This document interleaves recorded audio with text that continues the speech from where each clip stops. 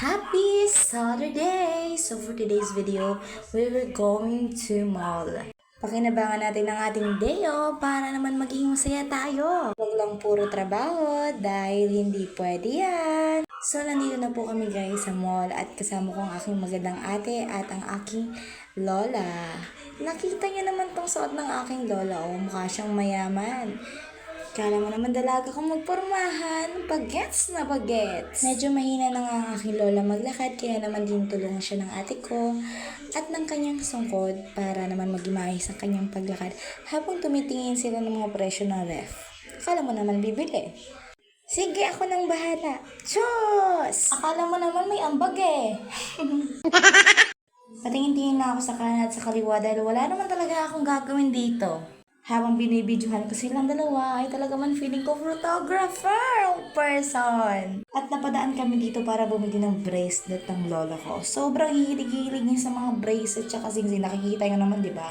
Magkabilang may sing-sing. Tsaka mahilig talaga yan sa mga abobot mga guys. Kaya naman tuwang-tuwa talaga yan pa sa mga bago niyang mga bracelet. Pumipili nga sila kung ano ba talaga ang gusto ng lola ko or talaga mas bagay pa sa kanya. May mga kaime-ime pa nga itong mga bracelet na ito dahil by year daw. May mga ginawa pang ritual si ate para naman sa buena mano. Ayan, thank you po. At nagaganda-ganda na naman ako habang naghihintay kami ng aking lola. Ayan, lola, tingin sa camera. Smile! See? My pretty lola. Nagutom na nga ang mga person kaya naman gora na kami sa kainan. Hindi ko alam kung ano bang nasa isip ng ate ko kaya dito kami sa Pizza Hut.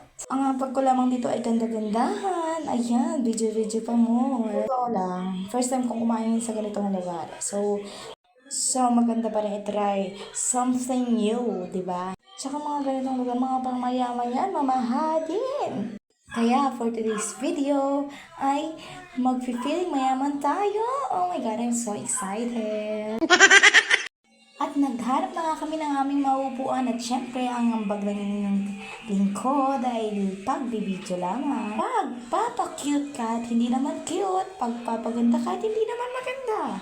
Hahawak ng menu kahit wala namang pera. Sige, tumabi ka lang muna dyan. Sino ang mag-aakala na mahigit 100 nito? Ha? Sino? Natakot ang iyong madam dahil naman may kutsilyo. Ano? Makikipagsaksakan ba ako dito? Pero carry lang mga guys. Kaya naman ito, itatry natin itong kutsilyo at tinidor. Woy! Ba't parang nagkikigil ka dyan? Hoy! Easy ka lang, mapuputol din yan. At na-realize ko talagang mahirap talagang magpiling mayaman. Pero dahil nandito na tayo ay talaga namang kakarin natin. Etong kutsilyong tinidor na to, parang nag-aaway. Hindi ko alam kung saan ako hahawak. Pero in fairness guys, masarap ang kanilang pagkain. Pero hindi talaga ako dapat magreklamo kasi libre to. Ano, mag-iinarte pa ba ako? Libre na? At dahil naman mukhang pagpapanggap lang naman ang ginagawa ko dito, at saka mukhang mapurol din tong kutsilyong ito, ay tigilan na natin. Nakikita naman sa mukha, di ba? Total namang mukhang mga busy na ng tanga tao dito, ay isusubo ko na lamang to. At eto na nga ang pinakahihintay ko. Oh my gosh! My dessert. Dessert? Yan, dessert. Sobrang satisfied naman talaga ako dito sa aming dessert kasi sobrang sarap niya. Guys, walang halong biro. Sobrang sarap niya talaga, promise. So, sobrang sarap niya. Parang ayaw ko na mag-video. Pero, syempre, dahil naman ang ambag natin dito ay videographer, gora na. At inupakan ko na nga itong ice cream na to.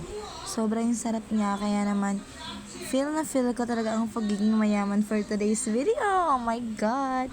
Super thankful! At sobrang saya nga dahil after namin kumain, ay may pa-toothpick sila. Yes, may pa-toothpick. At sobrang social pa yung toothpick nila dito. May balot. O, diba? At pagkatapos ka namin kumain ay nag-gora na nga kami. Nagre-ready na kami for the go dahil mag-grocery pa kami.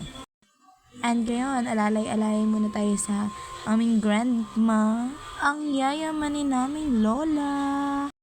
At yan lamang tayo mga guys. Kaya naman, super thank you sa panonood and support me always.